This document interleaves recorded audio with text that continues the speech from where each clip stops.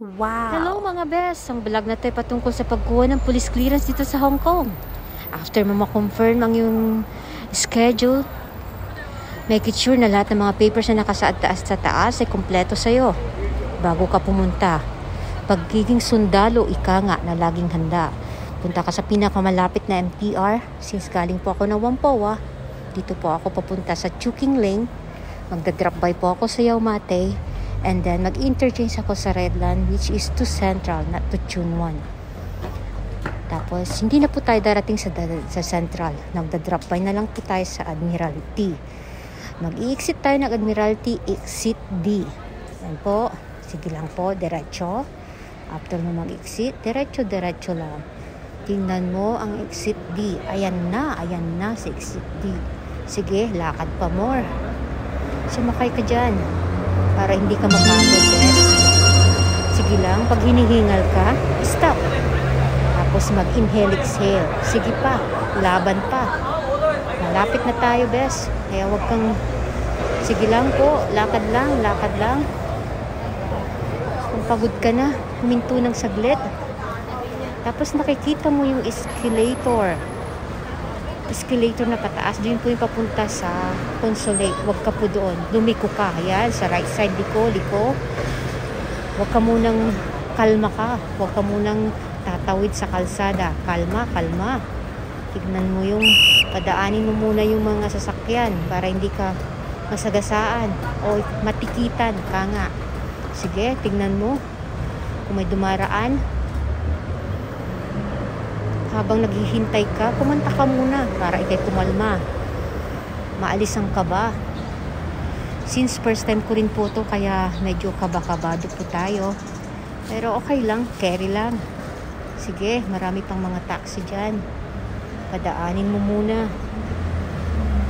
Nakikita mo yung bus. Okay, alright. Takbo ka. Tawid ka lang para hindi ka na sige, hintay mo pa, hindi ka pa huwag munang tatakbo pala, sige, alright, andito na tayo, nakatawid na tayo, sige lang, nakikita mo yan, may ginagawa sila, kaya medyo narrow yung dadaanan natin. Sige, diretsuhin mo yan, diretso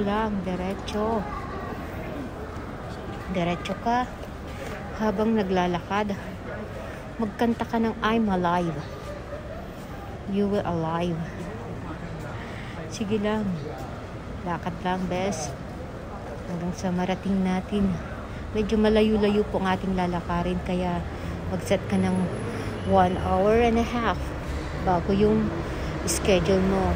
Schedule ko po is 10 o'clock. Umalis po ako ng bahay mga 9. Kasi malapit lang yung sa amin. Pero kung medyo malayo-layo ka, umalis ka mga 8:30 or 8 para hindi ka gahol sa oras.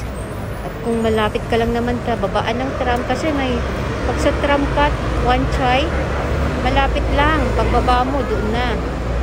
Sige lang, diretso. Dito kasi sa Admiralty, napakalayo ng yung lalakarin para lang marating ang kanilang opisina. Sige lang, diretso lang.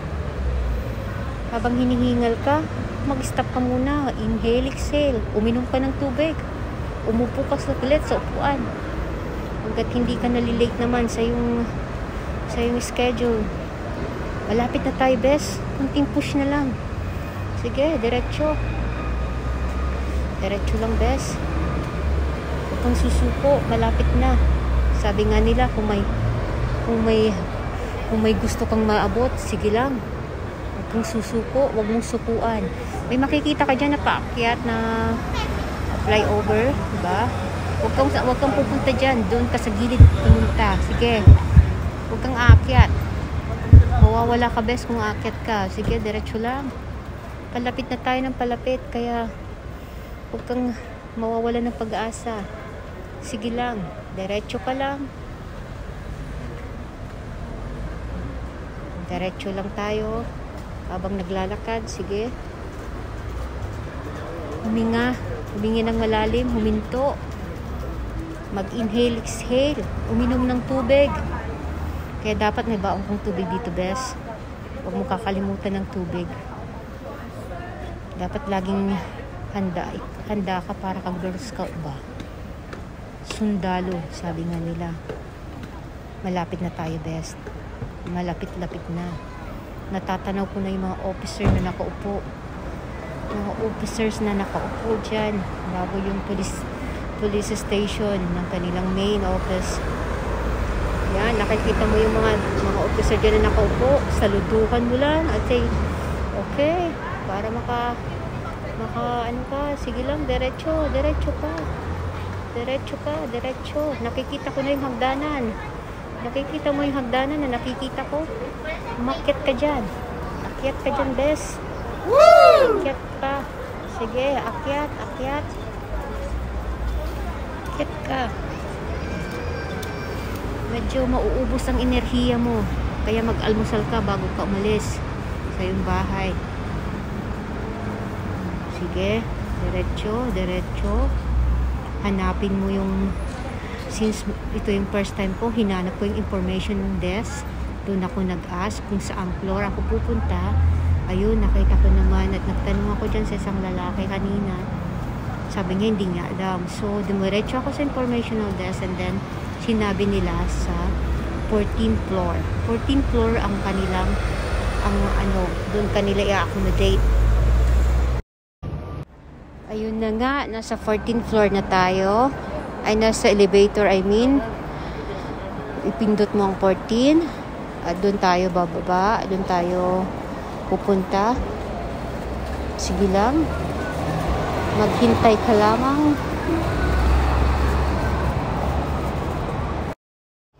Yan po. Nandito na tayo sa 14th floor. Pagdating po dyan, punta ka sa information desk again. Ibigay mo yung documents mo na nagsasaad ng yung appointment para mabigyan kanila ng number. Pag nabigyan ka ng number mo, bes, umupo ka at tumingin ka sa screen na nandyan sa harapan mo na nakasaad dyan kung saan, anong numero na ang umaandar.